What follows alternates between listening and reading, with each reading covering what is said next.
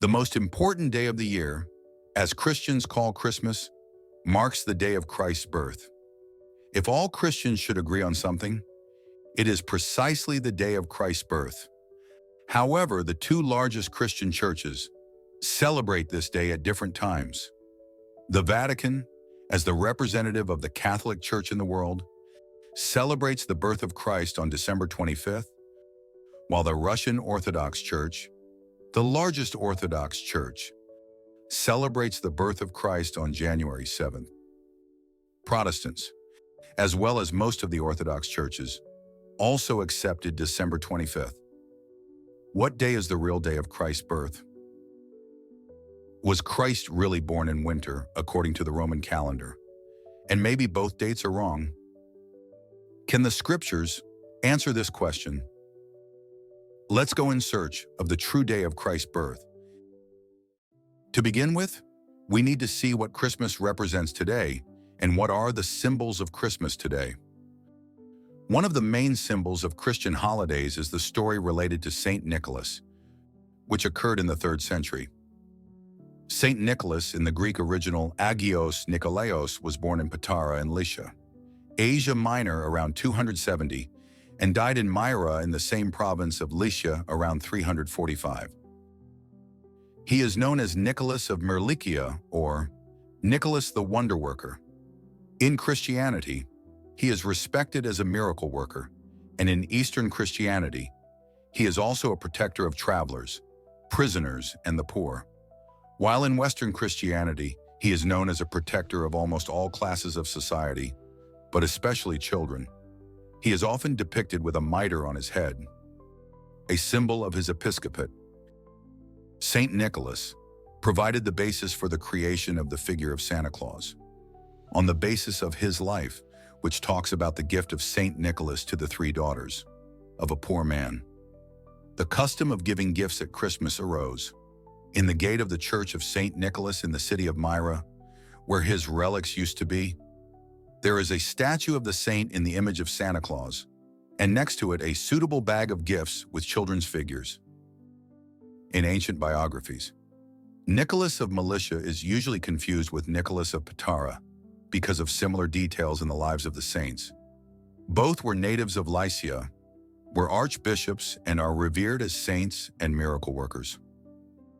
These similarities led to the erroneous conclusion that existed for many centuries, that there was only one Saint Nicholas, the miracle worker, in the history of the Church. Today's figure of Santa Claus, as we know it from Coca-Cola commercials, is a corporate variant that serves exclusively to generate profits for a large corporation.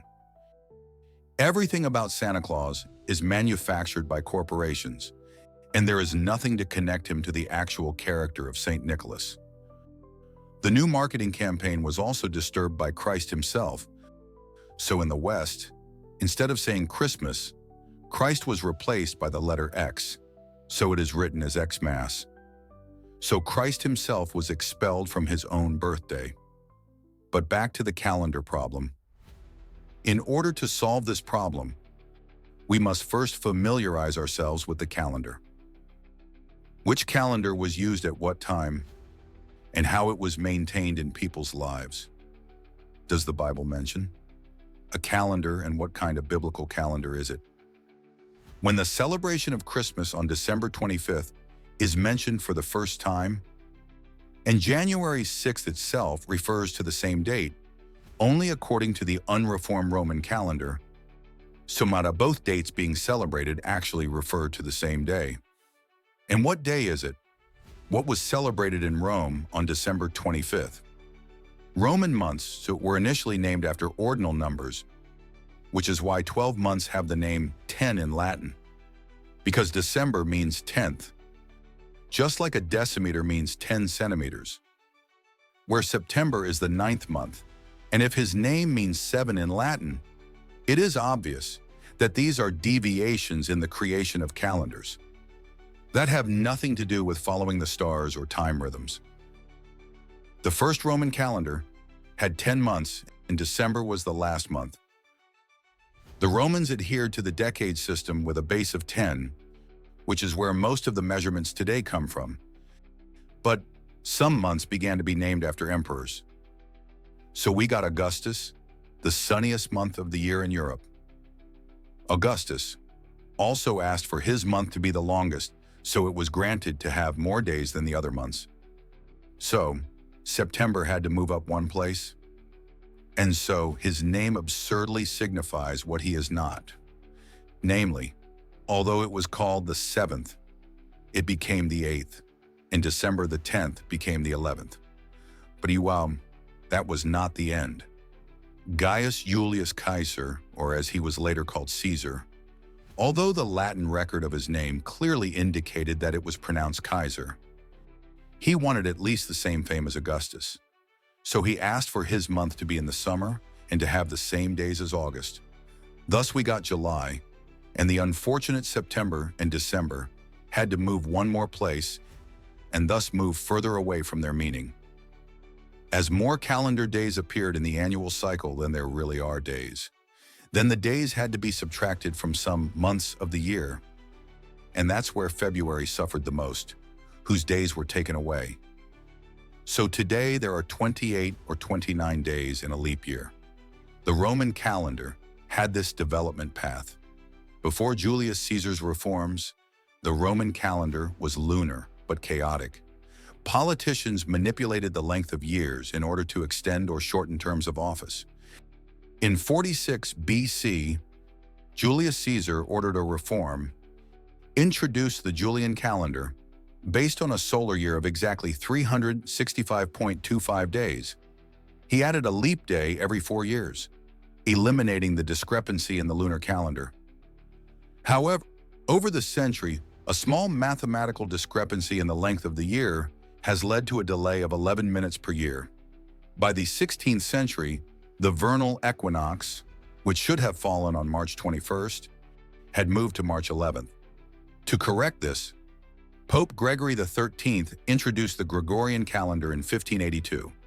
Today it is used by most of the world, but even though he was more precise, he completely ignored the lunar cycle, moving away from the natural rhythms that the Jewish calendar respected.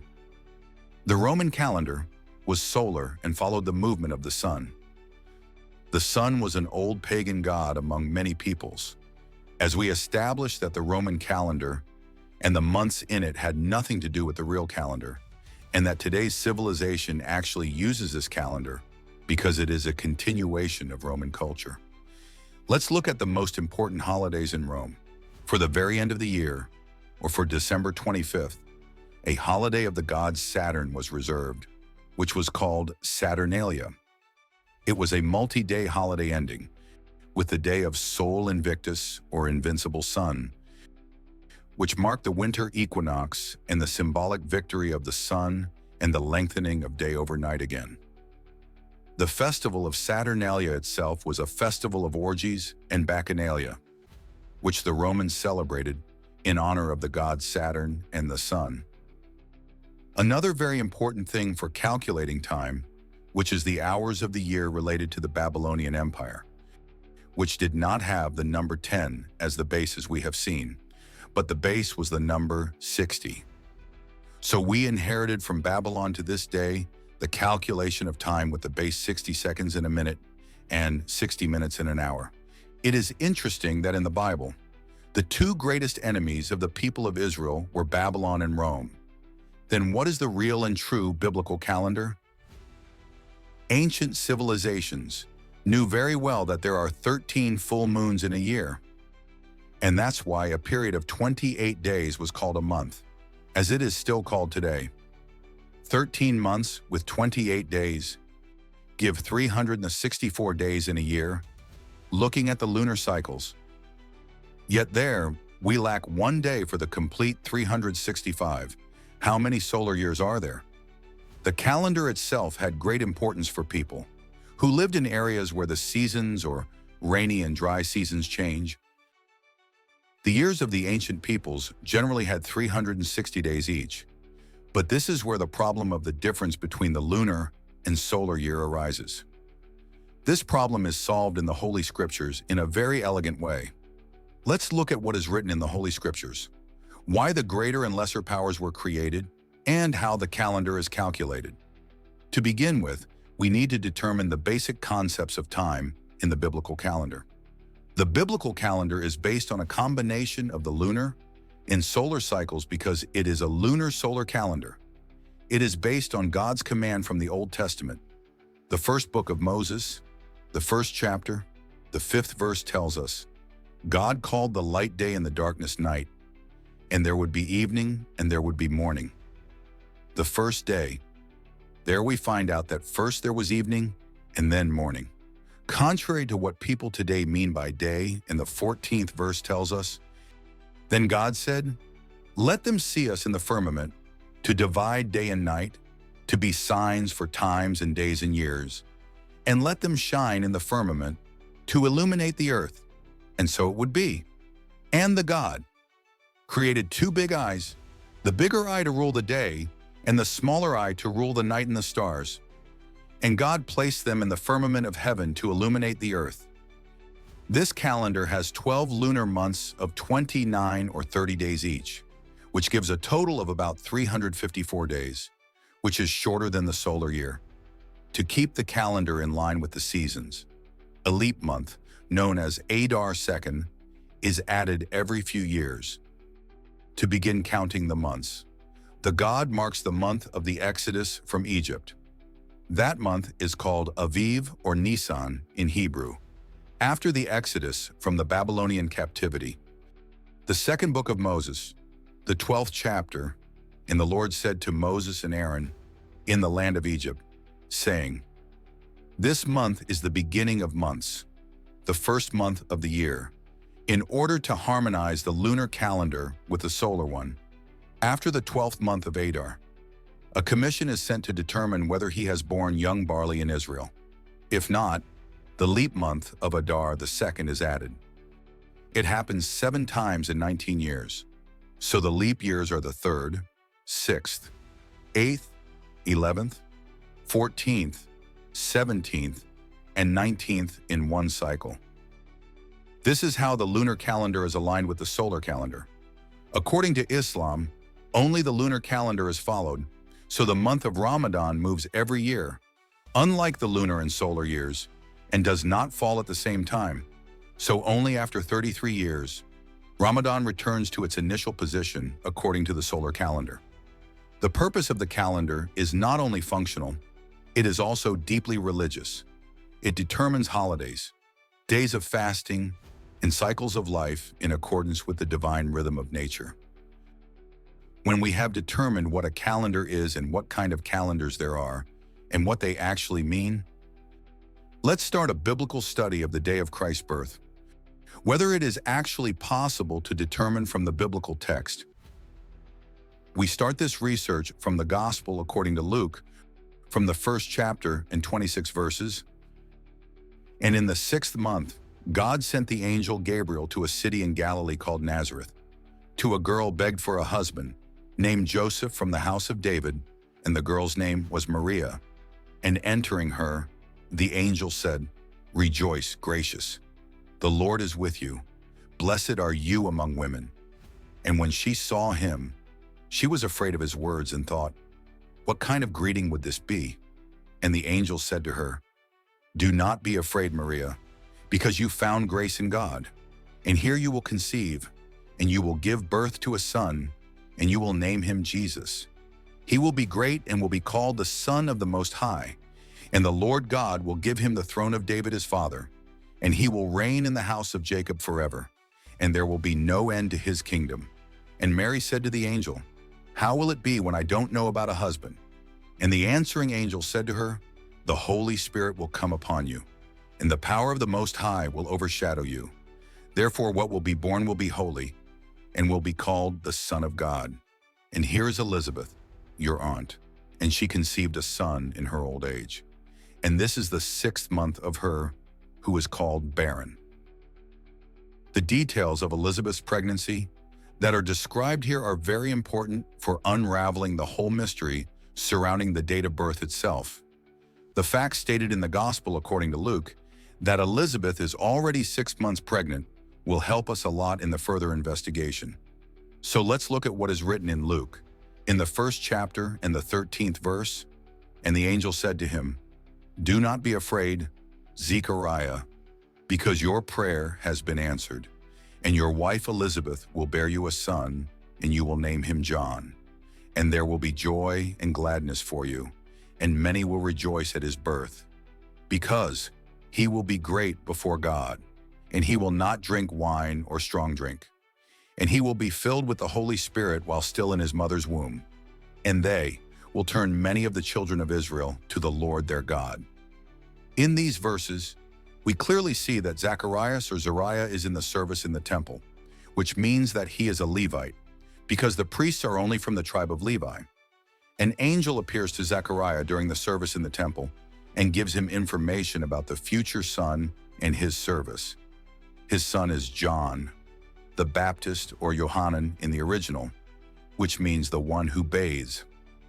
By the way, ritual bathing or mikveh is a custom that existed among Jews long before the appearance of John the Baptist. And in archaeological findings, every settlement found in Israel has a ritual bath or mikveh. Can we determine when Zacharias performed his ministry? This information could reveal a lot to us. The first book of the diary, 24 chapters, tells about families doing temple service. And among the sons of Aaron, these are the ranks. The sons of Aaron were Nadav and Abihu, Eleazar and Ithamar. But Nadav and Abihu died before their father and had no children. That's why Eleazar and Ithamar were priests. And David divided them. Zadok, who was from the sons of Eleazar, and Ahimelech, who was from the sons of Ithamar, according to their order in their service. And there were more chiefs of the sons of Eleazar than of the sons of Ithamar when they divided them. Of the sons of Eleazar, 16 were chiefs by their fathers' houses, and of the sons of Ithamar, 8 by their fathers' houses. And both were divided by lot, because the leaders in the sanctuary and the leaders before God were from the sons of Eleazar and from the sons of Ithamar. And Shemaiah, the son of Nethanel the scribe, of the tribe of Levi, numbered them before the king and the princes, and Zadok the priest, and Ahimelech the son of Abiathar, and before the heads of the fathers' houses of the priests and Levites, taking one house of the father's house for Eleazar, and one for Ithamar. The first lot fell to Jehoiarib, the second to Jediah, the third to Harim, the fourth to Seorim, the fifth to Malchijah, the sixth to Mijamin, the seventh to Hakoz, the eighth to Abijah. As we have seen from the text, each family in the temple serves 1 week, from Sabbath to Sabbath. That is from Sabbath to Sabbath. Why is Aviah and his 8th place in the lot important to us? Let us also read the second book of the Chronicles, 23rd chapter, 6th verse. "Let no one enter the house of the Lord except the priests and those Levites who minister. They shall enter, because they are consecrated, and all the people shall do what the Lord has commanded to be done. And let the Levites surround the king, each with his weapon in his hand, and whoever enters the house, to be put to death, and be with the emperor when he comes in and out." And the Levites and all the people of Judah did everything that Jehoiada the priest commanded, and each took his men who came on the Sabbath and who departed on the Sabbath, because Jehoiada the priest did not dismiss the ranks. Now we return again to the Gospel according to Luke, the 1st chapter, the 5th verse. "In the time of Herod, the king of Judea, there was a certain priest from the order of Abijah, named Zechariah, and his wife from the tribe of Aaron, named Elizabeth. And they were both righteous before God, and lived in everything according to the Lord's commandments and ordinances without blemish. And they did not have children, because Elizabeth was barren, and they were both already old. And it happened, when he was serving according to his order before God, that according to the custom of the priesthood, it came to him to go out to the Lord's church to burn incense." Here we have new information, which will open the way to unraveling the true date of Christ's birth. What is very important in the previous verses is that everything happens during the time of King Herod, and we know about Herod from other sources when he ruled. The Romans were the ones who kept precise records of much less important things. And how about King Herod, And as we saw from the Gospel according to Luke, Zacharias is from the line of Abijah, therefore eighth according to the logbook draw, according to Josephus Flavius, a famous Jew who became a Roman historian and who wrote the Jewish Wars. Herod ascended the throne of Judea around 30 years before Christ. His family is of Maccabean and Hashmonean descent, and his father had a very good relationship with Julius Caesar. So he had a lot of support from Rome, was proclaimed king by Octavian. He ruled until the 4th year before Christ. 10 years before Christ, a new temple was solemnly opened in Jerusalem, the one mentioned in the Gospels and also called Herod's or Herodotus's temple. Therefore, according to these data, Christ had to be born 4 years before Christ, which sounds absurd but is simply done in the difference in calendars. In addition, the Romans did not have the concept of zero, so after the 1st year before Christ and came the 1st year of the new era, as they called it. Therefore, there was no 0 year. The concept of zero appears later with the use of Arabic numerals. According to historical data, Quirinius, the governor of Syria, conducted a census according to the order of Augustus, who was mentioned in the Gospels around 600 years before Christ. In addition, the period when Ananias and Caiaphas were the first priests in the temple fits into the time when Christ could have been 33 years old. So the requested year is probably between the 6th and 4th year before Christ, and most likely it is the 5th year before Christ. In the 5th year before Christ, the service in the temple began on the 8th of April, according to the Roman calendar. Since then, as we read, new Levites came every Saturday to perform the service. Therefore, the first one ended on Saturday, April 15th. From April 22nd to 29th is the Feast of Unleavened Bread. Then all the priests served together. From the 3rd to the 10th of June, it is the turn of the 8th in order, Avia's successors. Therefore, Zacharias should have been at the service from the 3rd to the 10th of June in the 5th year before Christ. But the Feast of Pentecost, which is also a holiday when all the priests are in the temple, falls immediately a week after June 10th. Zechariah served in total from the 3rd to the 17th of June. What by order of the airline, and what by common service? Let's return for a moment to the Gospel according to Luke, the 1st chapter of 23 verses. And when the days of his service were over, he went home. And after these days, his wife Elizabeth became pregnant, and she hid herself for 5 months, saying, "This is how the Lord did to me in these days, when he looked at me to save me from rebuke among people." And in the 6th month, God sent the angel Gabriel to a city in Galilee called Nazareth. When we know all these data, and when we add 47 weeks of pregnancy to the date of John the Baptist's conception, we get that the date of John's birth should be between March 27th and April 7th of the 4th year before Christ. So, according to this calculation, we got the approximate birth time of John the Baptist.